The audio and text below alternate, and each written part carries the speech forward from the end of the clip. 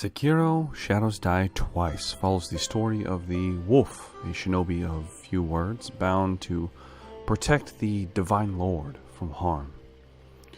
It is a tale of love, devotion, and vengeance set in a mystical version of feudal Japan, where shinobi and samurai fall to corruption of eternal life, giant animals guard shrines, and ghosts walk amongst the living.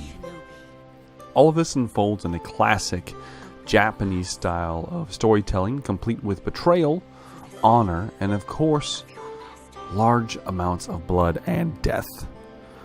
Now, from a gameplay perspective, Sekiro is everything I was hoping for from the developers From Software, as a Souls-like game set in a Japanese universe. The recurring theme of dying only to come back time and time again is a long-time trope of the series, as well as being infamous for its brutal and unforgiving combat.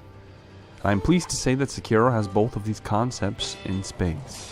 In fact, the combat is quite divergent from what many people expected from a Souls game, as there is an extreme emphasis on parrying and blocking as opposed to dodging strikes. Though that is not to say that you cannot do just that. In fact, despite its lack of varying weapons and armor, there is a good deal of depth put into the combat of Sekiro, as you must not only manage health, but stamina, distance, and enemy attack patterns to prevail against even low-level enemies that you initially encounter. Which is another trait the game does well, and highlighting as even the lowliest peon has a chance of killing you if you're not careful or just outright suck at combat. And unlike most Souls games, if you are not skilled or grind it into your reflexes, there is no amount of grinding that will make it easier. Sure, there are some skills that you can attain to give you advantages, but they hinge on your actual skill of execution, as there is no armor you can buy or weapon you can equip to make encounters any easier. You just simply have to become better at the game, which in fact makes Sekiro a slightly more challenging experience than your average Souls game, or at least has a higher learning curve. Which leads me into some of the more generic aspects of the gameplay that you could use a little improvement. Of course, any game involving a ninja would have some kind of stealth mechanic, and Sekiro is, of course, no different. In fact, some encounters can be completely avoided or made slightly easier with a well-placed stealth kill. Unfortunately, the stealth mechanic in Sekiro is kind of bland, might be the best word. Nothing sticks out as either bad or really good. You can purchase a few skills that may allow you to make it more useful if you choose to make the investment, but the entire game can be played without utilizing the stealth mechanic whatsoever, which is cool in that you aren't pigeonholed into doing something one way. But because of this, it seems like it's not as much time and development time was invested into the actual stealth mechanic. And this may just be my pipe dreams of one day seeing a Tenchu reincarnation, but there are a limited number of stealth kills, most of which leave you severely exposed, and you are not rewarded for making multiple kills while stealthed. Or do you ever get a skill that, let's say, allows you to kill two enemies at once in close proximity to each other, which happens often in Sekiro. You'll end up killing one enemy just to have another see you immediately. So, I wish that there was something a little bit different in that aspect. Of course, this may just be my disappointment in this aspect of the game, but I simply was hoping for more. However, one aspect of gameplay I found often very frustrating was the camera. There is not a locked camera in Sekiro, though there is a way to attempt to lock it onto enemies. But there were several instances in which the camera would either not lock on properly or would become entangled or stuck in the environment, leading to very unfair and cheap deaths that just felt awful. Now, this was not always the case, and I'd say a solid 85-90% of the time it worked well enough. But certain boss fights, specifically the dreaded owl fight, were made even harder by the cramped space and dodgy camera angles. Which also leads me into the very rudimentary RPG aspects of Sekiro. Much like the stealth mechanic, it feels like it was just kind of tacked on to this very excellent combat-focused game. Experience is accrued and lost upon death, and can be spent at your local Buddha shrine, unlocking advanced skills, health upgrades, and a multitude of special techniques to add to the wolf's repertoire. Most of which are fairly useless as far as actual combat is concerned, or a stepping stone that does not make you feel any more seasoned or skilled as you unlock them. I consistently found myself using the same techniques from about halfway through the game to the very end, as the majority are not particularly or too situational to be useful. However, the Shinobi tool and its upgrading path felt much more rewarding and impactful, as each upgrade adds either some flair or actual gameplay affecting techniques that open up options for the combat, and also just for encounters in general, as certain tools are more effective against certain enemies. Which twist into the combat even adding more depth, as between parries and strikes, utilizing your Shinobi tool becomes essential to surviving certain encounters and can reverse many deadly situations. But in my opinion, the RPG system could have easily been replaced with a simple leveling system, where you unlock certain techniques at a specific level and have to pick and choose which to use, as opposed to the monotonous grind it requires of players if they want to attain a certain technique in a single playthrough, which may be simply a pet peeve of mine, since I like to unlock things as quickly as possible, as Sekiro places your skills just out of reach, and even after hours, and I mean hours, of grinding the same encounter over and over. Without a stalwart dedication, you cannot attain every skill in a single playthrough.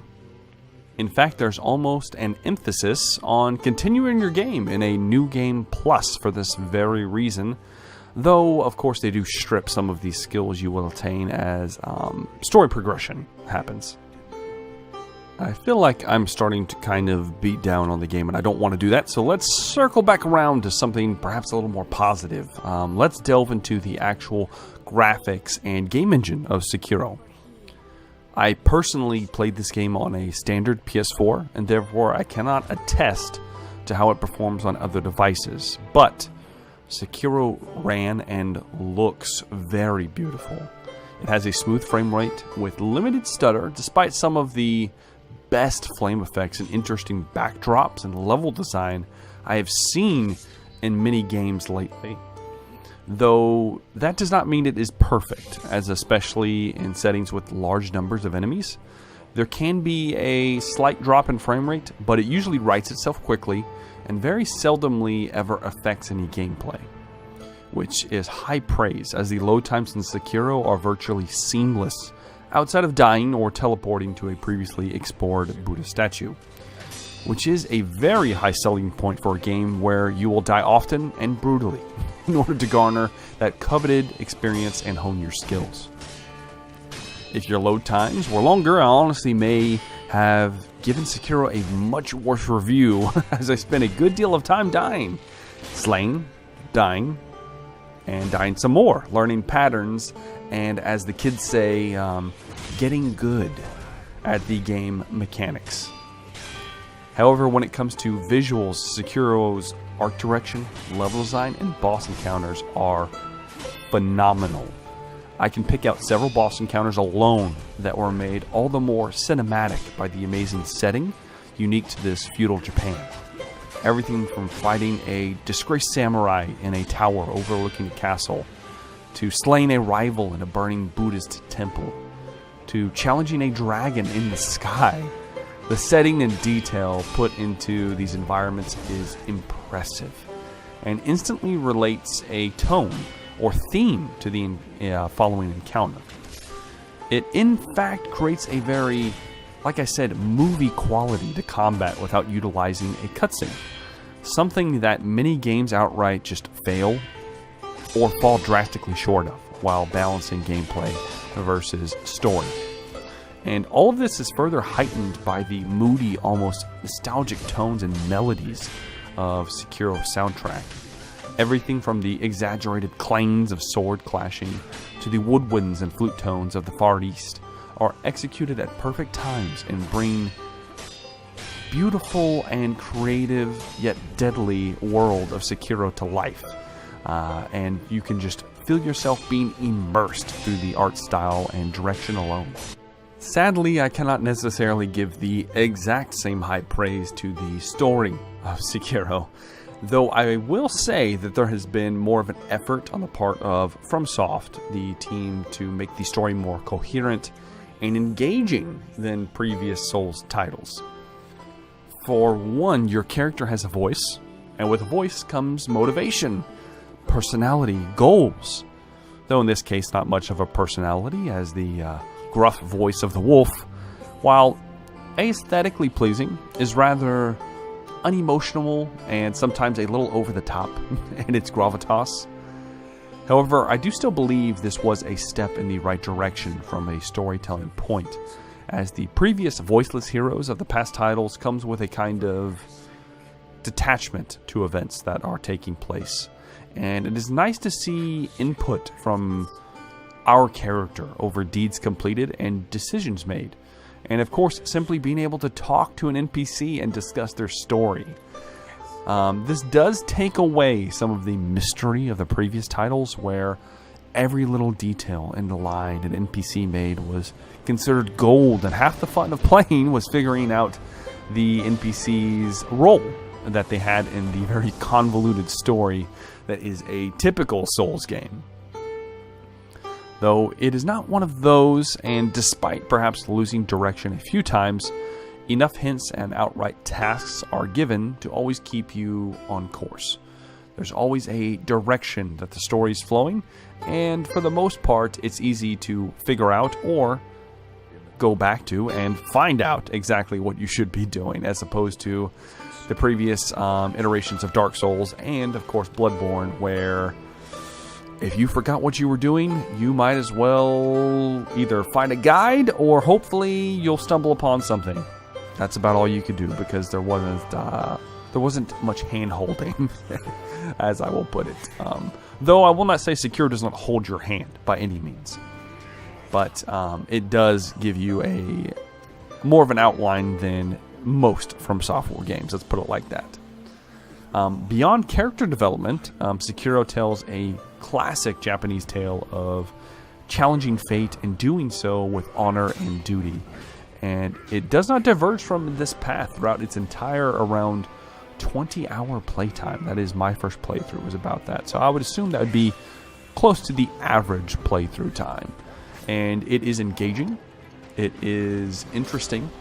Though it does fall short in a few of the more over-dramatic aspects. And if you don't know much about Japanese storytelling, you might get a little jaded or a little put off by some of the more nuanced aspects of the story. I'll put it like that. I don't want to give too much away in case you have not completely played the game yet, or hopefully you will play said game after listening to this review. Because I don't want you to think that I didn't enjoy the game. I did very much. And if you listen to my playthrough previously, you will see that I had a very, very good time playing Sekiro. But in summary, Sekiro Shadows Die Twice is the latest addition into the Souls-like series that embraces many new and interesting concepts while still holding onto the foundation it was built upon. While some of the new mechanics might not be as groundbreaking as others on a whole, it is a solid and fun game to play.